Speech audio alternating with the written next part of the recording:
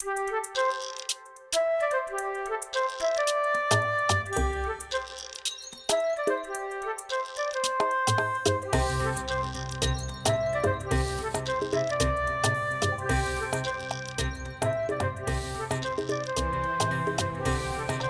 I'm Laura Mize, pediatric speech-language pathologist, and welcome to Teach Me to Talk, the podcast. Today we're going to be continuing the Autism podcast series, and we're talking about something today that affects roughly 20 to 30% of young children diagnosed with autism. And actually, I guess it would affect 20 to 30% of all people diagnosed with autism, because that's the percentage of people with autism who do not become functional communicators. We're not really talking about that piece today. We're talking about the piece that comes before that with helping a nonverbal child find his voice. And so we do encounter some children with autism who are so quiet, and the only sounds that they make are those reflexive or automatic or non-voluntary noises, like when they cough, when they sneeze, when they cry, when they shriek with pain. Those kinds of when they burp, those kinds of reflexive noises. Those are really the only kinds of vocalizations that we hear. And so we're going to talk about today pardon me, in this show, how to move a child from being very quiet to using intentional, purposeful vocalizations. Now, you'll notice that I'm not saying words, because you can't get to words without being noisy first. And a lot of times, parents that I've seen in the past or therapists will email me about this. You know, we've had Teach Me to Talk. The Lord has blessed us with Teach Me to Talk since 2008. So I've gotten so many, just thousands of emails from parents and from therapists who are working with children who will tell me in the email or when I have conversations, this child does not vocalize. I've never really heard him vocalize unless it's, again, one of those reflexive vocalizations that we've talked about. And sometimes then they're saying, I can't get him to imitate words. And I think, whoa, back up. There's something that comes first, and it's making noise intentionally. And a lot of times when I talk to parents about this, they don't realize how quiet their child is until somebody points it out. And sometimes they've even felt like their child being quiet and not being as verbal or as vocal. Really, I guess we're talking about vocalizations here, not necessarily words, which we think about verbalizations, but vocalizations. They were happy about that when their child was a baby, because they usually said something like, he was so good. And that's kind of a red flag to me now. I've just heard it for years and years from parents. And again, not just kids with autism, but we're particularly going to talk about that today. But any of our little friends, particularly those who have significant neurological differences or learning differences, they may already have a medical diagnosis, not necessarily autism, but you know something is going on with them because they do not vocalize. And a lot of times parents think the problem is here in their throat and structurally. And I've done some other shows where we've talked about the process of speech and how it really does begin with breathing your air in so that it goes down to your lungs, and just that whole process. We're not going to go through that today, because that's not really what's going on with kids with autism. It's here. It's a neurological difference. And so we need to talk about that, and we need to be real upfront with parents about that. And when they think, oh, there's got to be something wrong with his mouth, there's got to be something wrong with his vocal cords or vocal folds, however they say that, you've really got to talk about that up front, that autism really affects a child's ability to communicate. And again, for some kids, it gets back to this just being able to intentionally vocalize. And so through this whole series, we have teased out differences in children with autism, even from those who have other kinds of speech and language delays. So that's what we're going to do on this show too, is talk about these kinds of kids, this subset of kids with autism who are not vocalizing. So if you are working with a child or you're parenting a child who's already pretty noisy.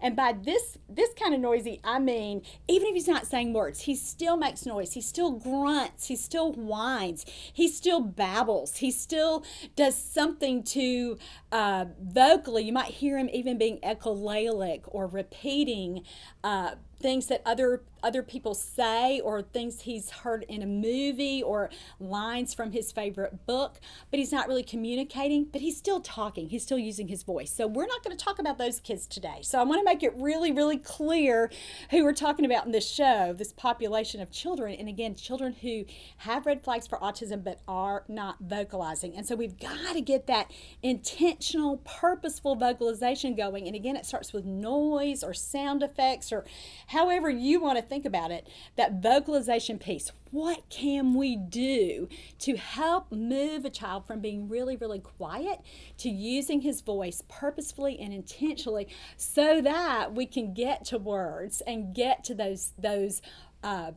word approximations that are like talking. But again, you can't get there with a kid who is totally quiet. So I'm going to give you my best strategies, and they're research-based too, but also I love it when research lines up with what I know from personal experience working with kids 27, 28 years now, however long that's been. And I love it, and I did a lot of research for this show to really make sure that there were no new studies that had come out or new techniques that I wasn't really sure about. But again, every study that I read in preparation for this show today really confirmed the strategies that we're going to talk about. So I can't wait to share these with you. All right, just in case you're new to Teach Me to Talk, I offer these courses on YouTube for free for parents and therapists. But if you're a therapist and you want to get continuing education credit, you can sign up for that at teachmetotalk.com. The link is in the post below, and this is course number 411. The other bonus for signing up for that, just that $5 CEU fee, is that you get a handout with this written summary of information. I used to call these show notes a long time ago, and sometimes people will email me and say, I can't get the show notes. So you only get that when you pay for the continuing education credit. So be sure to look at that. And these strategies are all outlined, and it's just something that I think parents are really taking advantage of now too, to be able to share this information with their teams or with other caregivers that are working with their children. So I wanted to let you know that's how you get the information that I'll be referencing in this show.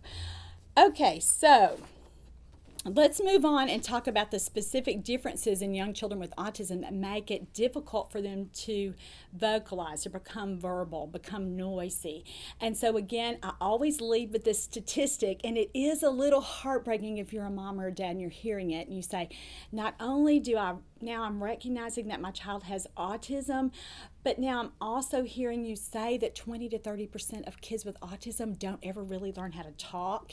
While that is true, we know that the research also says something else. It says that when we get a child involved in early intervention, that's in those first 3 years, 4 years, 5 years, when we do that early enough, we can make a significant difference in changing those odds for children. So I wanted to be sure to point that out. Some research also says, particularly the pivotal response treatment program, their stats are even better because they say when they can get a kid in early intervention and get this going where we're really focusing on vocalizations and verbalizations, if you can do that early enough when a kid is 2 or 3, they have a 98% success rate with getting kids to become verbal. So those are really, really positive statistics that are research-based that I wanted to share with you on the show today too. One study that I also use a lot is from WODCA 2013. So if you're a therapist and you want that reference, just Google that, WODCA 2013. And it revealed that 70% of children with autism who did not talk at age 4 did begin talking and using phrases, phrase links, so putting at least 2 words together by the time they were 8. So if you are listening to the show and you're a parent and you're saying, gosh, my kid is 4, my kid is 5, my kid is 6, he's still not talking, or you're listening now and you say, well, my kid is 2, I've still got a lot of time, but at 4 you're still waiting on words, don't give up for that. We don't ever give up on speech because 70% of the kids in that study did become phrase producers by the time that they were 8. And again, functional communicators, back and forth conversations with other people. And then 47% were fluent speakers by age 8. And so what does that mean? That means they're having conversations. So almost half the kids who weren't talking by 4 we're talking about 8. So I hope that that'll give you some hope. And particularly for parents who are listening to this and you're saying, what can I do? What can I do? Helping a child become vocal and verbal and noisy is the very first step in moving a child toward using words. So the other thing that was really such an interesting piece of information that I read last week when I told you that I was prepping for this show is that the single most important factor linked to expressive language development in children with autism is it's just purely their cognitive skills. So what are cognitive skills? A lot of parents think about that as how smart a kid is. So it's really how a kid learns, how a kid thinks, how he plans, how he remembers.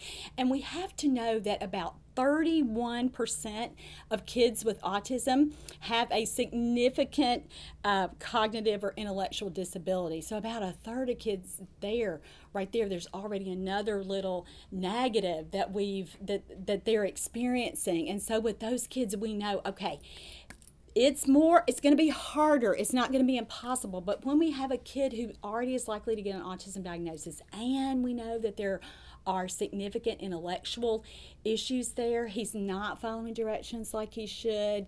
He's not learning daily routines and really participating in your routines in the classroom or at home like he should.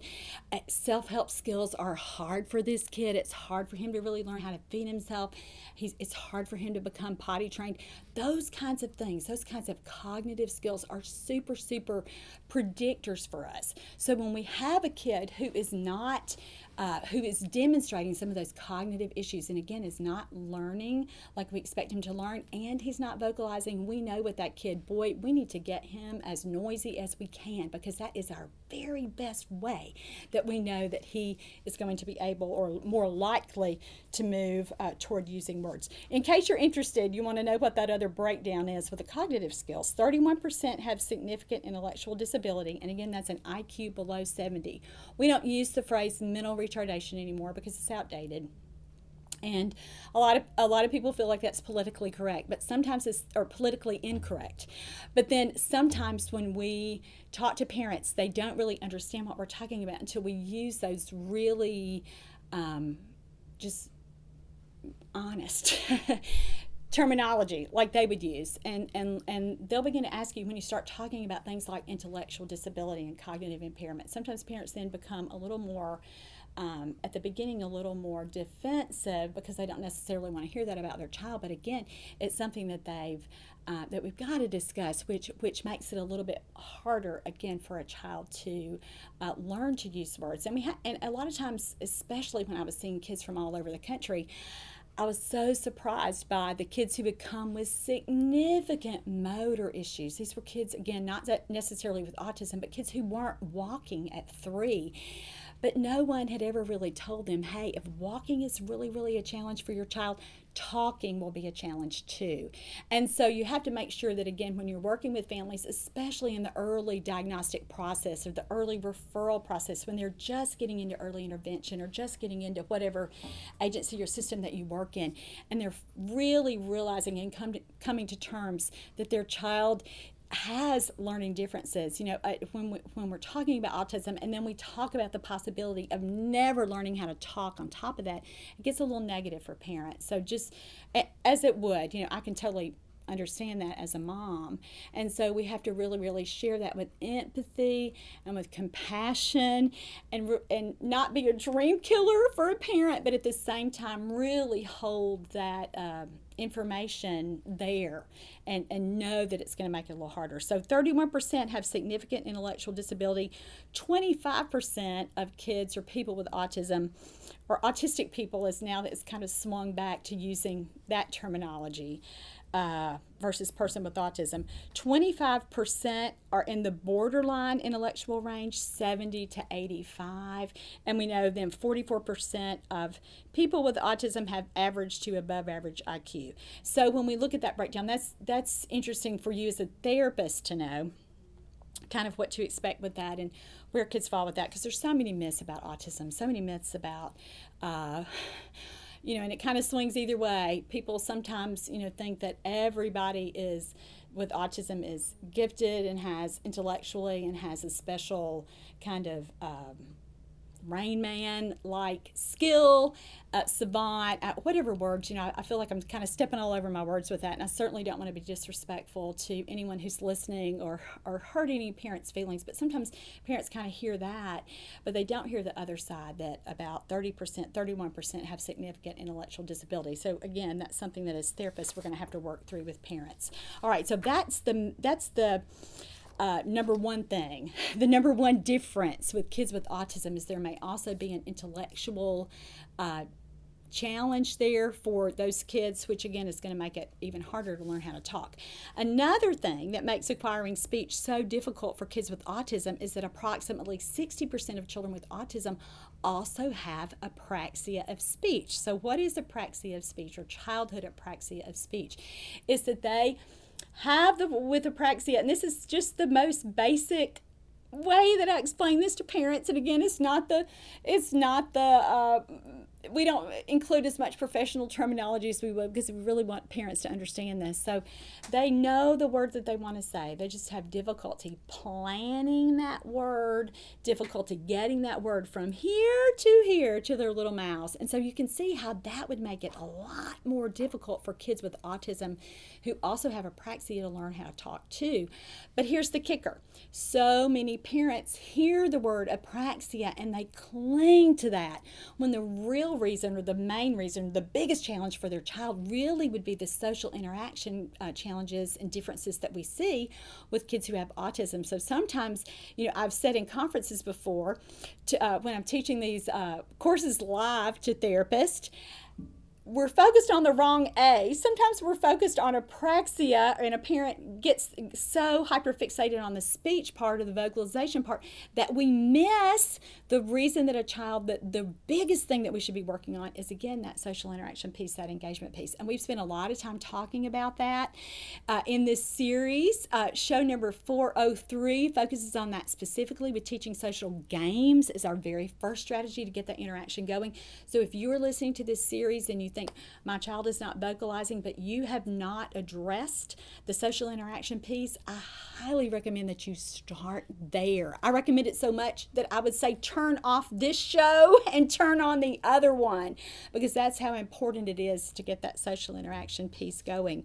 So as therapists, that's something else that we have to really balance when we're talking to parents, and when we're saying, when we're talking about autism, but we're also saying there's something else laid on this, the apraxia piece. Again, in apraxia, there's no evidence of any kind of muscular difference with that child, but we know from the other things that are happening with him. And this is not a show about apraxia, so I'm not going to go through all of those indicators, but when we know that's also a part of it, we have to be really careful to walk that fine line with parents so that they understand, we're not just talking about apraxia here. Autism is also something that we have to address, and the apraxia, even when we get speech going, we still have to focus on these other areas, because that's what makes a child be able to communicate and not just verbalize or not just use words. We want them to, again, have that back and forth, that reciprocity that we use in conversation. That's really the most important thing to get going. But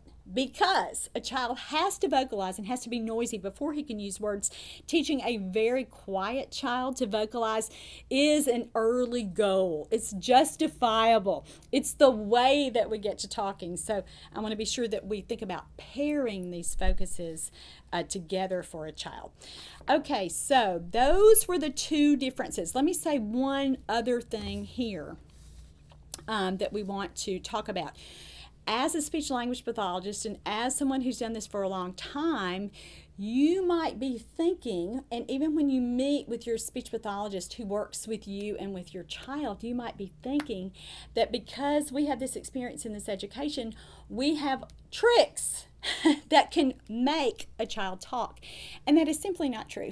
We have strategies, we have science-based techniques. We know from our own personal experiences, and certainly what we learned about in grad school, and what, again, working with children and families have taught us for years and years and years. We know what strategies and techniques to put in place, but again, there's no real magic formula. And sometimes that's the kind of conversation that we need to have with parents who maybe have the expectation up here with they're coming into therapy, they're positive about it, but they think, gosh, my really quiet child is going to go from not talking at all, not making a noise at all, to, speaking in full sentences in just a few speech therapy sessions.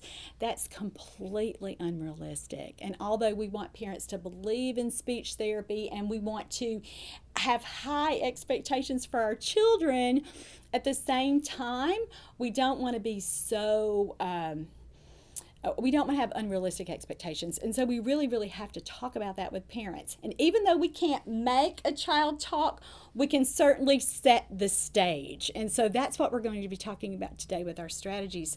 What we can do to get the right strategies in place and consistently. And here's another thing that I want to talk about that's so specific to children with autism or red flags for autism who are not vocalizing. You are not going to be able to take your child to speech therapy as a parent and just do those things in speech therapy once or twice a week for 30 minutes to an hour and get significant results. When we have a kid who's not vocalizing, who's 2 and who's not babbling, who's not using a lot of directed, intentional, purposeful vocalizations to you, you can't just practice these things a few times. These are things that you've got to incorporate into a child's everyday routines. And so as a parent, if you're hearing this, I'm hoping that you're thinking, oh gosh, that's me. That's on me. I've got to double down and use these strategies and apply these strategies and really implement this treatment plan so that we can make a big difference. Now, if you're a therapist, that's on us to be able to tell parents and teach parents. And I'm not saying that we're just going to use that coaching consultative model where we just kind of are doing what I'm doing here in this show. When we have the privilege of working with families directly face to face, they're seeing us, or even if it's a teletherapy session, we have got to do the heavy lifting and show the parents, model for the parents.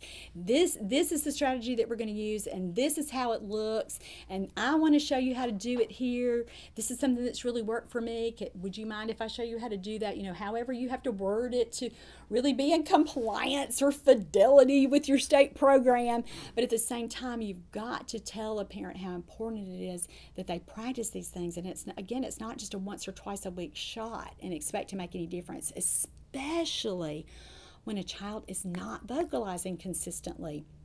And so we've got to help them get control of their little voices. And so remember with this, now I think I've said it already, but just in case you haven't heard it, we are not focusing on words yet. We are just focusing on verbalizations. And so a lot of times what I'll say to a parent is, your child isn't vocal enough yet for us to really, really know what's going on with him. And so there's no way, like as particular speech diagnosis, certainly we know about autism, but we can say, that's just unrealistic. Remember when I was saying you can't get there from here when you have a child who isn't able to vocalize intentionally, you can't get to words as quickly as parents would think that you can, without moving through these steps to really increase the intentionality of their vocalizations. And again, why do we know that? Because it would have already happened. If it were going to happen like that, it would have already happened before we see a child at 18 months or 24 months or 36 months or 4 or whenever we get that child referred to us. And so we have to talk to parents about that and make sure that they know that our goal here, we're not thinking about words yet for this child. We're thinking about vocalizations or making noise. So let's move on and talk about the strategies. What do you do? It is all fine and good to know this is our goal. I can't work on words. I've got to work on getting this kid to vocalize intentionally first. But how do we do that? What can we do? And again, sometimes as therapists, this is where we feel really, really challenged because, again, we can't make a child do these. So these are the strategies that we know, again, that are research-based and just from personal experience. And I bet that you have some of these same strategies too. And a lot of times with therapists, they'll say, hey, I really like your show because it reminds me of all this stuff that I know but that I don't always do. And so if that's you, you've got to commit today to double down, if you're thinking about particular children on your caseload, which I've used to say this all the time, but I haven't said it in a long time. I hope that when you're listening to the show, whether you're listening to a podcast while you're working out or driving in your car between visits or cleaning your house, whatever you do as your therapist or wherever you are as a parent listening to the show, of course you're going to think about your own kid, but for therapists, I hope that you're thinking, oh, this is relative to this kid, and I can use this strategy with this kid, and make yourself some specific notes. And so I think that's when we get the most out of these kinds of continuing education opportunities, when we think, how can I use this? Who is this relevant to? And sometimes in my career, I've looked back and thought, gosh, I wish I had done this with this kid 2 years ago. I wish I had noticed this. I wish I had known about this. So that's something that I want you to really think about as a therapist too. How can this show change my practice? How can this show change what I'm going to do the very next day that I work or the very next time that I see a child? So here we go. The number one strategy to increase intentional vocalizations with children with autism or red flags for autism, and honestly, this works with kids who aren't vocalizing for any kind of reason. Our number one strategy is movement. Move those little bodies.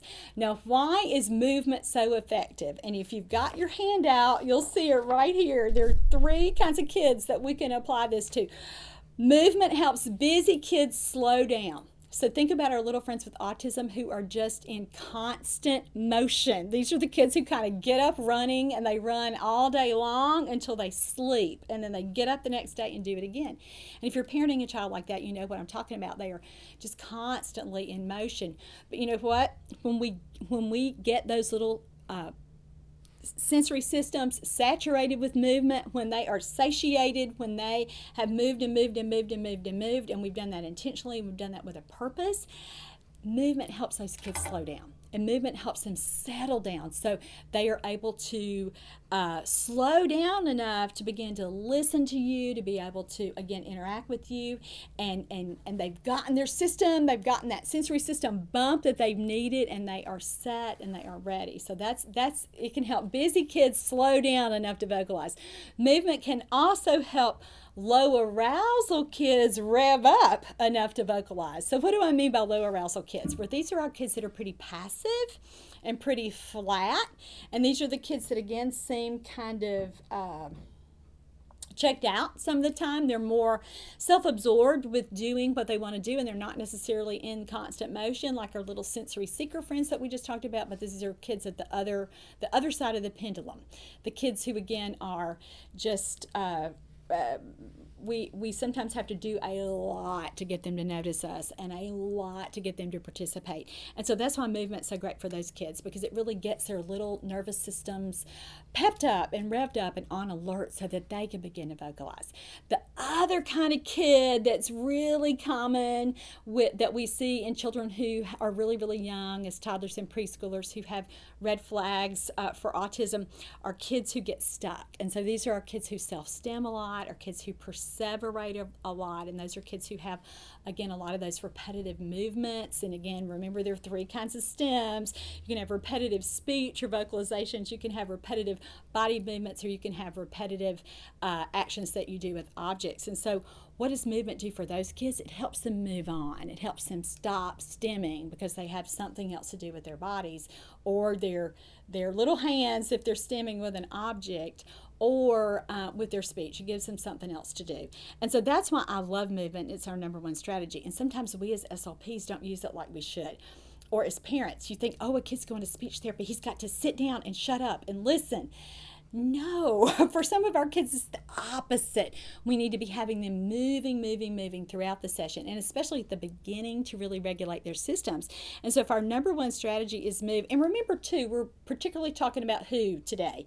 Kids who aren't vocalizing, so that little subset of children. So with those kinds of kids, this is our very best initial strategy. And the good news is any kind of movement works. It can be running, and some of you who are therapists, you think, oh, please tell me I'm not going to have to chase a kid the whole time.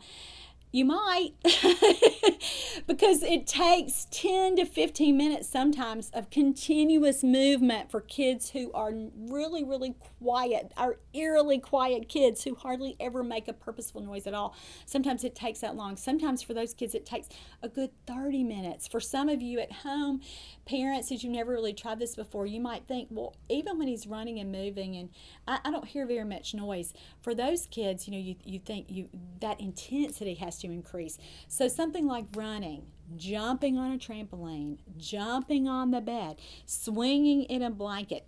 For us, it's easier for kids who, again, are mobile. So playing on playground equipment. If they're not mobile, we're going to have to do this for them. So we talked about the swinging in the blanket or the bouncing on your legs. Anything that you can do to really, again, get those little systems in the right place. So busy kids may have to get, again, as we used the word I used before was satiated, they may have to move so much till they are just at that just right place where they can vocalize. Those low arousal kids have to move so that they can get in just that just right place where they can vocalize, where they're revved up enough to do it. And again, the kids who are stuck in stems or perseverations, or maybe they just can't transition, those kinds of kids, that you have to do it continuously. It's not just, let me chase you for 10 seconds and then we're going to sit down for you're going to sit down for 25 minutes with me and be okay. It's not going to work like that. So we've got to build those opportunities in.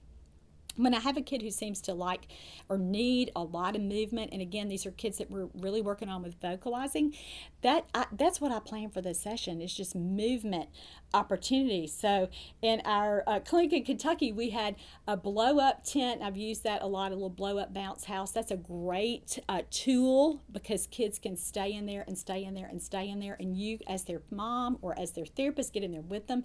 And again, your goal is just move.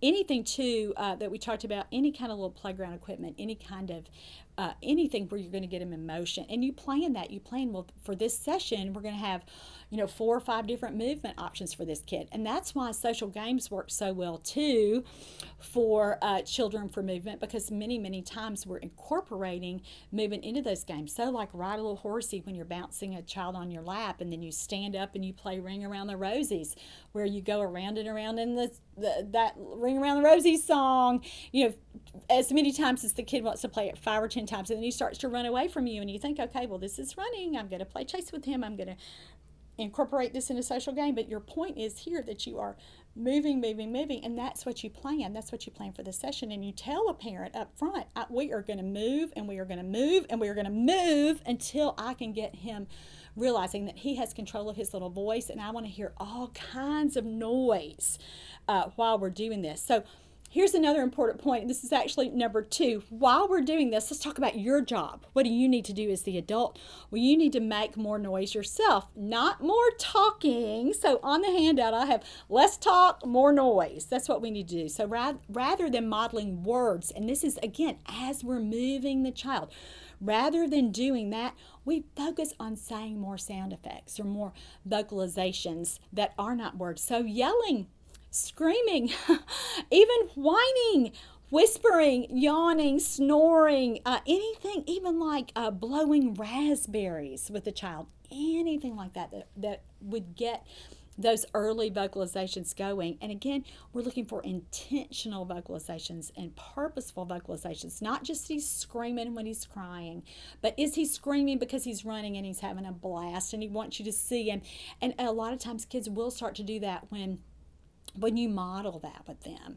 And so as you were swinging them, as you were running with them, as you were bouncing or on the trampoline with them or whatever you're doing, you've got to do those same kinds of things. So just let go and just think, less words, more noises, and think about those sound effects and the things that you can do. So that's what we want to do as we do movement. Now the other part of this, we talked about this with that parents aren't just going to be able to think that this can happen in 1 or 2 speech therapy sessions a week and then the child's going to make enough progress. Parents have got to do this all day long, with vocalizing all day long with a child, not just with words, but with vocalization that a child might be able to imitate. So we've got to really work more noise and more sound effects into their daily routine. So help parents really come up with a list and brainstorm with the kinds of things that they can do. And I've got a list of these things on your handout here. So some of the things that we might say would be, how can we increase these noise? So let's think about all the things that you can do when you are eating your meals or having a snack. So you might slurp your drink, that kind of thing. And then after you finish, do that exhalation. So talk to parents about that little routine. I want you doing that all the time.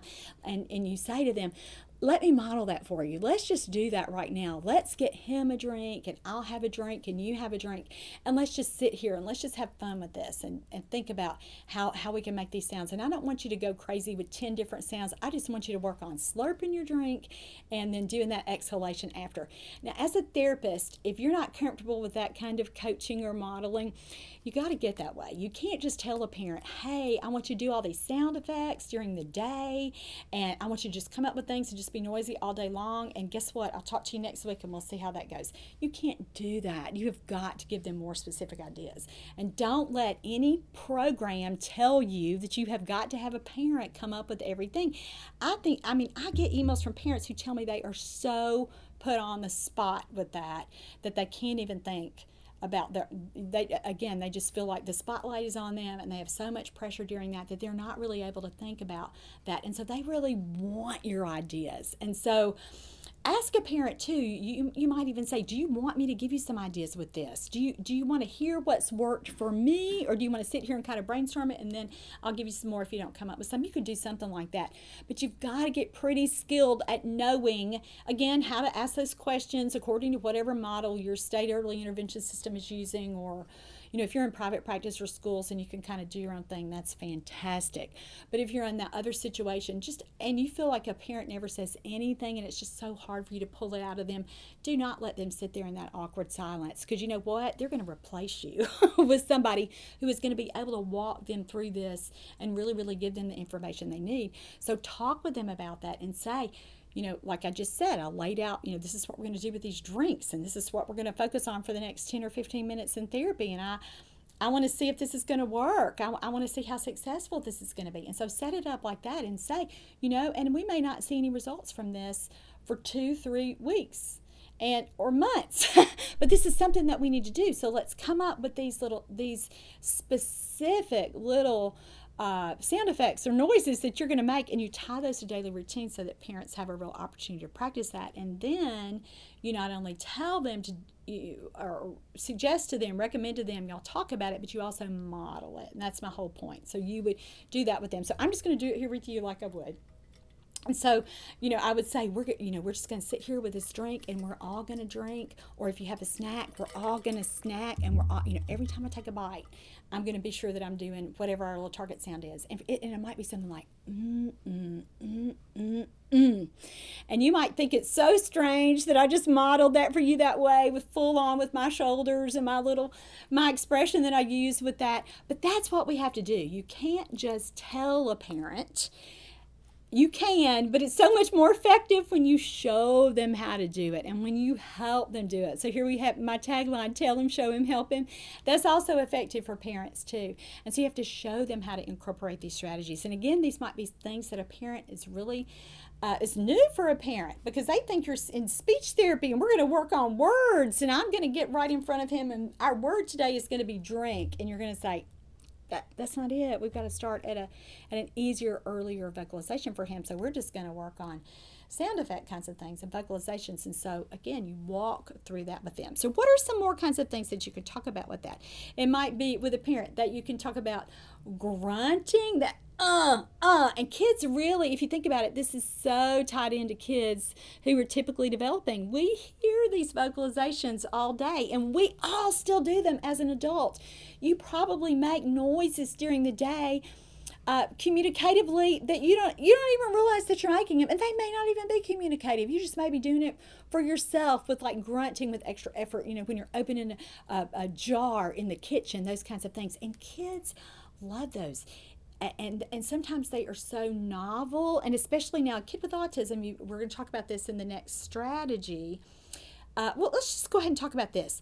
we're going to imitate any sound that a kid can make. And that, again, this is called reciprocal imitation, where they make the sound first and then we imitate them. And as SLPs, we know this strategy, but a lot of times parents, we've talked about imitation, how important that is, and we're all focused on that, and we say what we want them to say and they say it, but a lot of times it's not going to happen that way.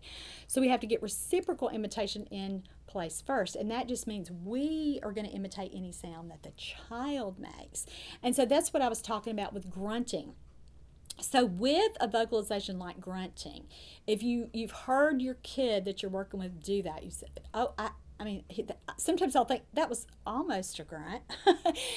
Then you tell a parent, that's the sound that I want you to model all day. And when you hear him doing it, I want you to do it back to him.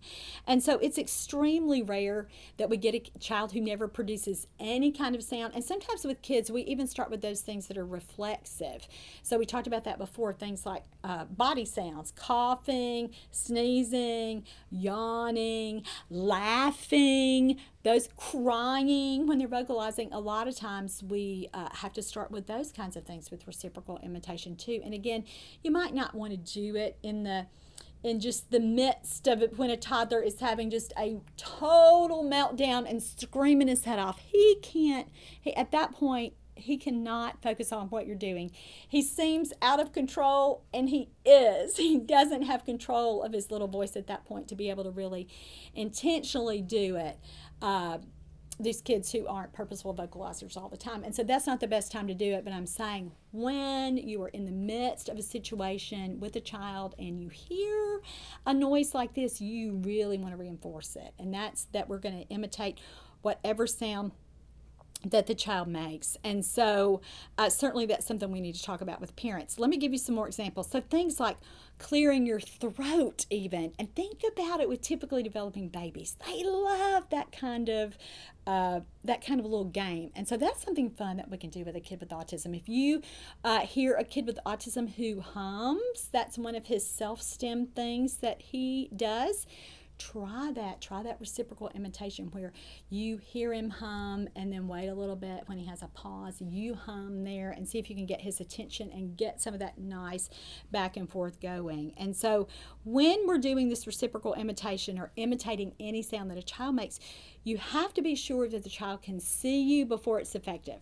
Now, I've told this story over and over, and if you've heard it before, I was going to say I apologize, but I really don't, because I think when you hear the same story over and over, you get my point. I worked with a therapist back when we lived in Louisville, and she just had such a great reputation. I liked her so much, but I didn't really know her very well. And so this is at the very beginning of my career, and I was a little bit intimidated. So I was there kind of in the same preschool with her and watching her, what she did. And we were both working in a gym with a kid. I had my kid and she had her kid, and again, those were back in the day when we pulled kids out. And I was watching her, and this little guy obviously was on the autism spectrum, and he was just running around this big gym. I mean, running and running and running. And sometimes he would slow down, but she was always right behind him. And if he touched the wall, she touched the wall. If he kicked a ball, she kicked the ball. Whatever he did, she did.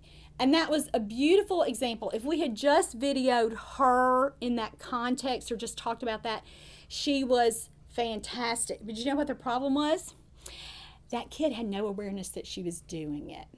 And she probably, I'm not saying anything bad about her. I'm just observing what happened and passing that along to you. And it was so instructive for me because I saw myself in her. I saw myself implementing strategies with no regard for what the child was doing.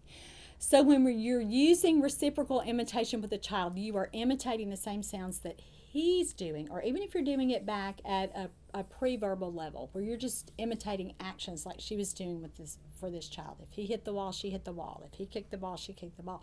You've got to be sure that he knows that you're there and that you're doing the same thing. For me, for reciprocal imitation, since that day, back in whatever year that was, 2002, whatever, I have really tried to make it a point, and I think it's more effective to do reciprocal imitation when you are face-to-face with a child. And again, sometimes with our little guys with autism who are moving and we want them to move, and that's great, but you still, when you use this strategy, you've got to rein them in and bring them in so that they can see you, and so again that they know that you're imitating them. So that's a caution that I would make, and that's something that I tell this story to parents when I'm talking about it, when I'm talking about reciprocal imitation. And if let's say that I'm meeting with a child at his home and we're outside playing in the yard together, and I'm talking to mom about reciprocal imitation, but he's on the other side of the swing set from us, and I'll just tell the story. I'll say, now mom, we're not going to do it when he's over there not paying attention.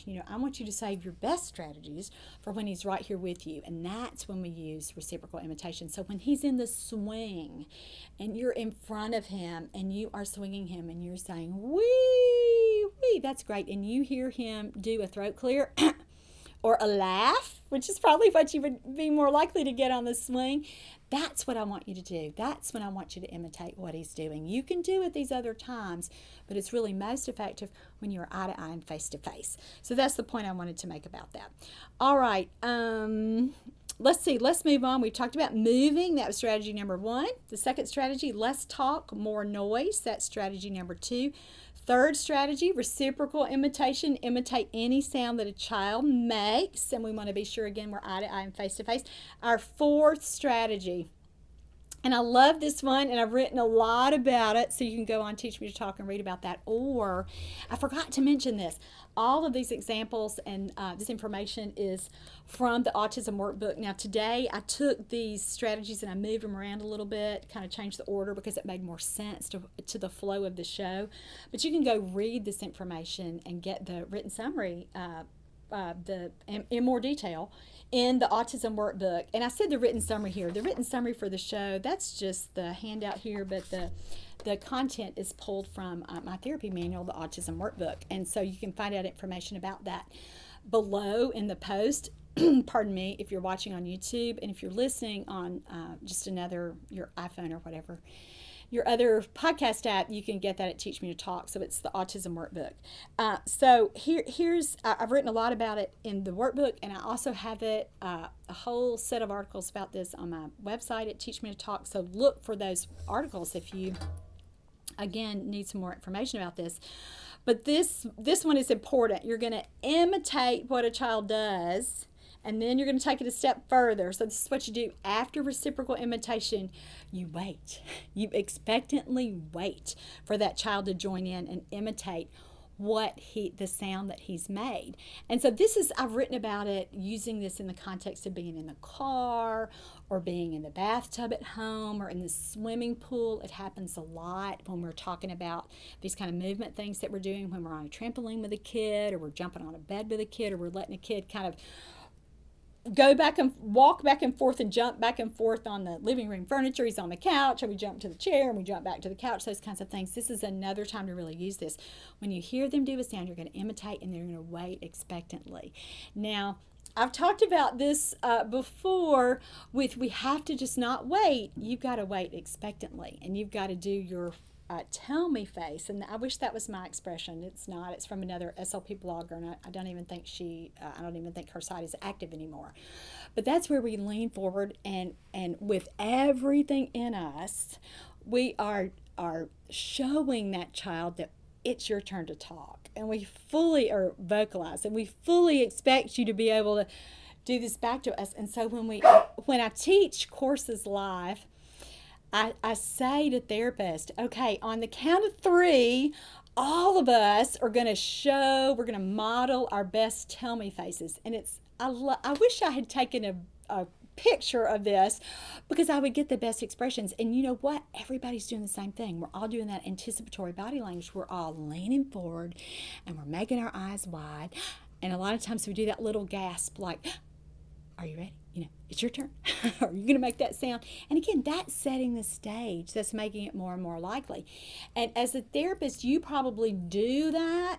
You probably can picture in your mind you doing that. You know how it feels when you do it. But you know what? A lot of times We do it, but we don't give ourselves credit for using that expectant waiting strategy. It's just something that we've learned how to do. It's worked for us. Maybe nobody's even really told you to do that. You've just watched an experienced therapist, or you've stumbled upon that yourself. And even you subconsciously, you may not even realize that you're doing it, but I bet you are. And when you don't know that you're doing it and you don't give it the validity that you should, you don't tell a parent to do it, or you don't explain what you're doing. And so that's why we've got to make this a formal strategy. Not only are we going to use reciprocal imitation and imitate what a child has done, or even if we're modeling first, if we're doing some of those noises that we talked about before with slurping our drinks and fake coughing, and or doing an animal sound or a vehicle noise or any little sound effect kind of thing that a kid would be more likely to imitate. One, because it's easy, and two, because it's novel and gets his attention.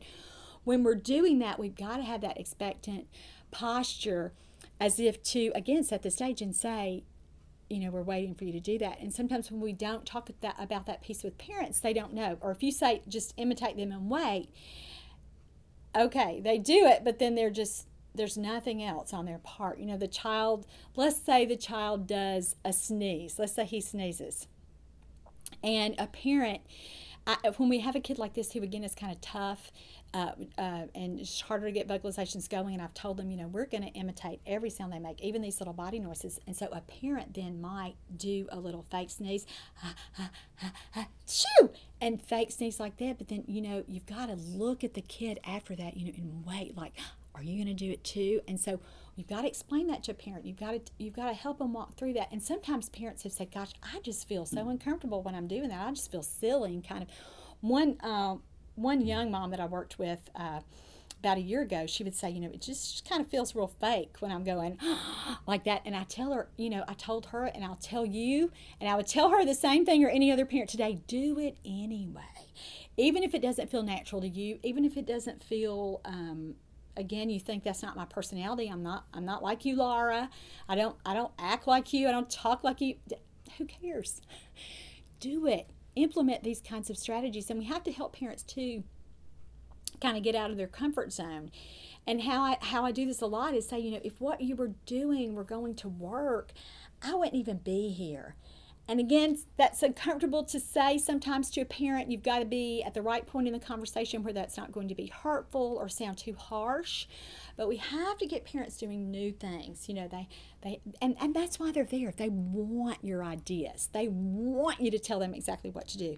And so this is a really, really important part. So let's walk through this and talk through this. What do we do about expectant waiting?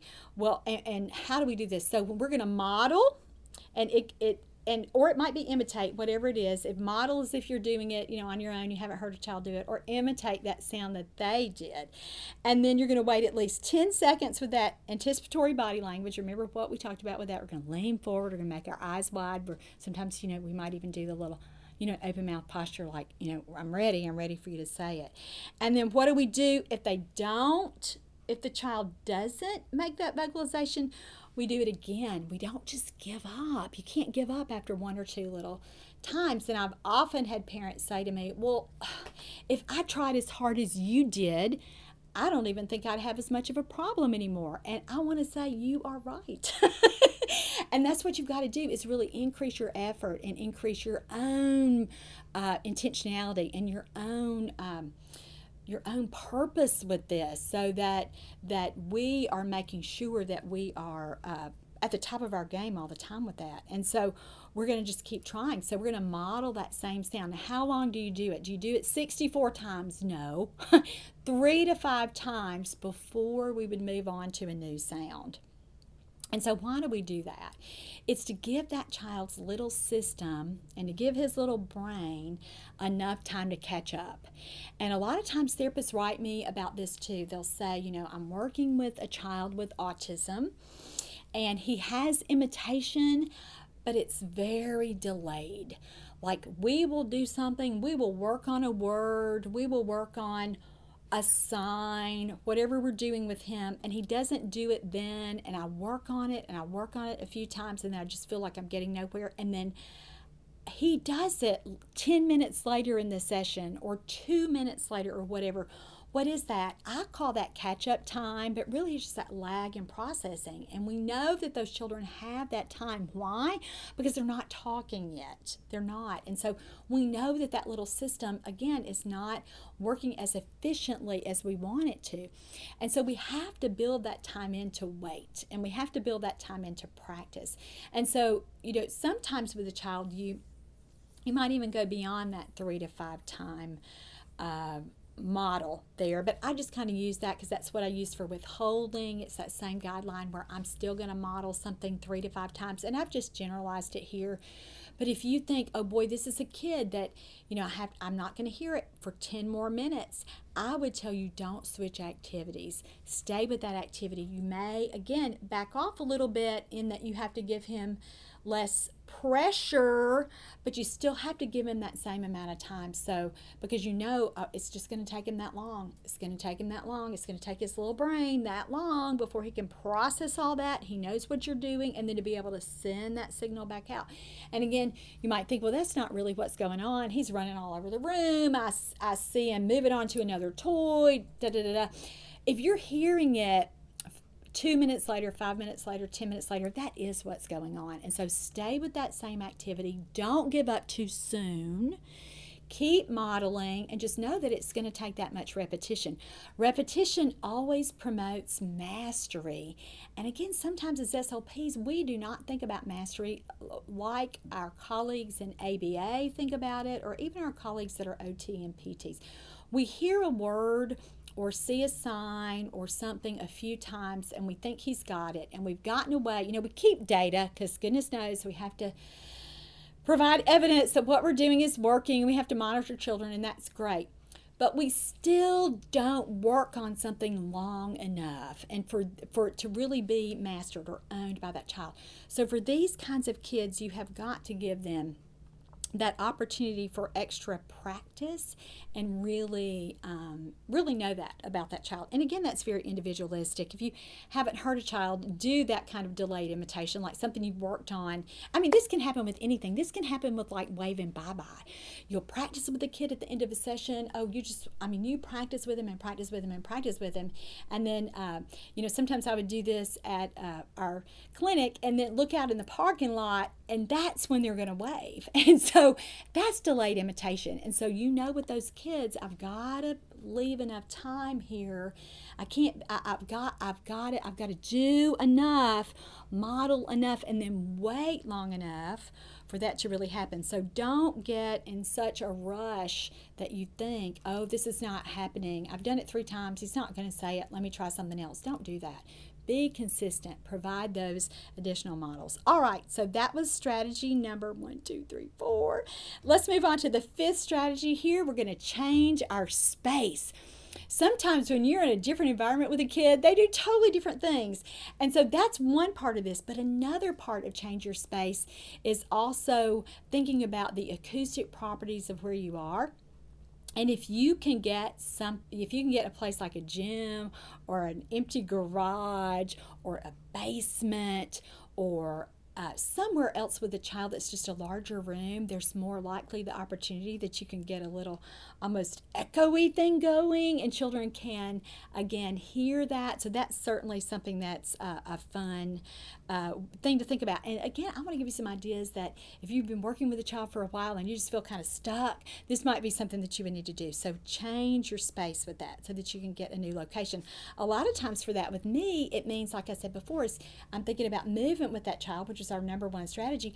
You might take the child outside. So if you have played inside with a child, or if a mom says to you, he gets so vocal in water, bath time. Think about, oh, I want to see this. I want to do this with him. So, I'm gonna see him with his mom, and we're gonna go outside in their little baby pool, or we're gonna he can have a bath while I'm there this week.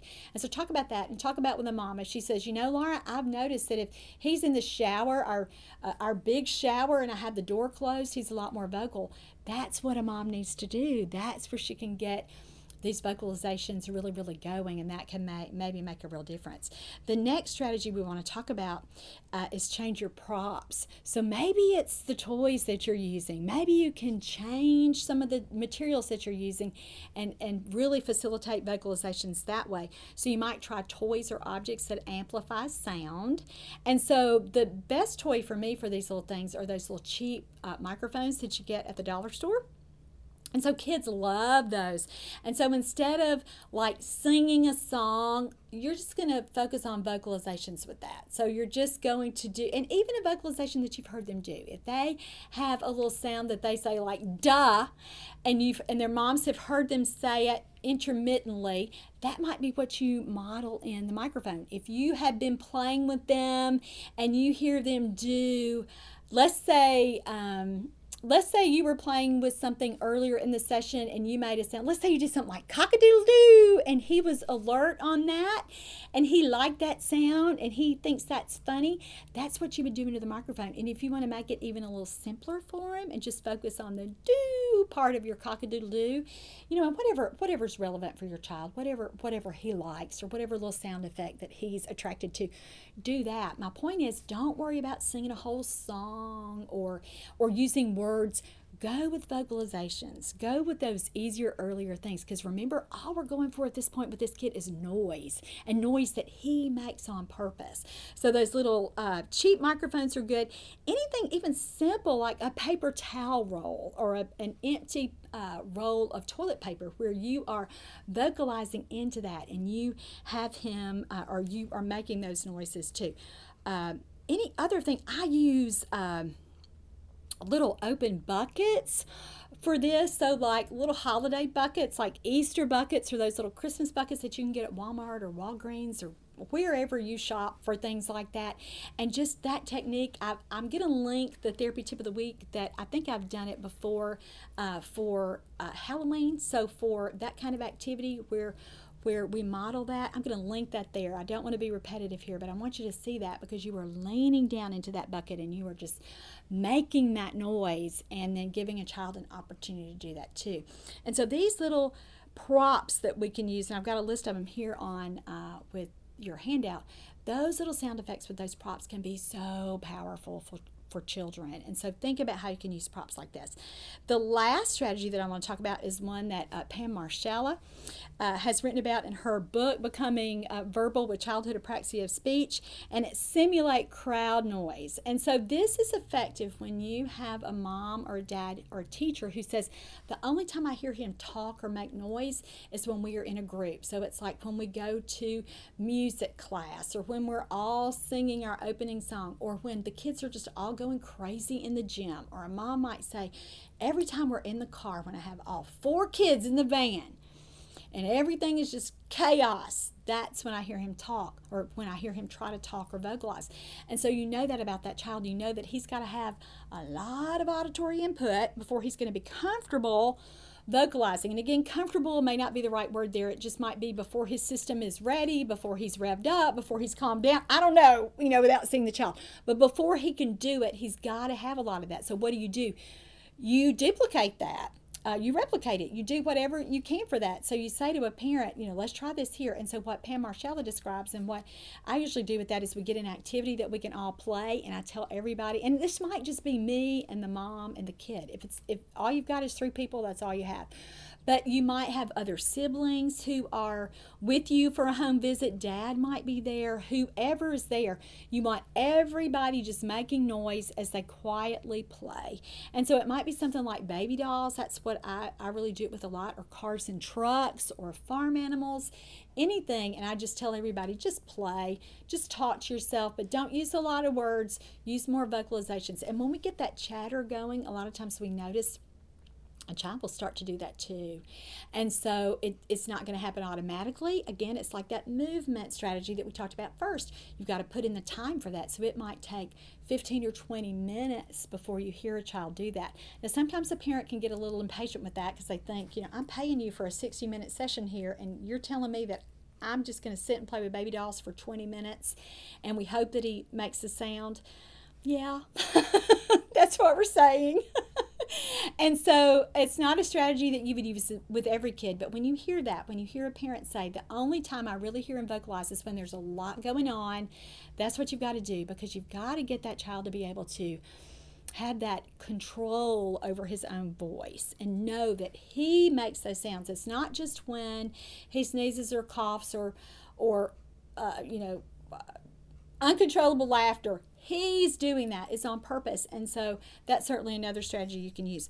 Once you get a child making those kinds of sounds, whatever it happens to be, keep those going. Do everything you can to make that a turn-taking game. And guess what? When you get a kid to that level, you're ready to move on to imitation. Now, imitation, we talked about this a lot in show 407, so go back and think to yourself, okay, this is my goal. This is my goal here. I'm going to follow all these strategies until I can hear noise, because once I hear noise, I kind of feel like, whew, we're getting there. Then you move straight to imitation with that, and then you get those imitation exchanges, and then you increase the variety of noises that you get with that. But it all starts for a kid who's really quiet with these kinds of things. And so I just wish you all the success in the world with these things. This can be the most challenging kind of child to work with, because you think not only does he have autism, he also does not verbalize very much, vocalize. He's not very vocal, but this is where you start. It's not with words. So I hope I've given you some great ideas for that today.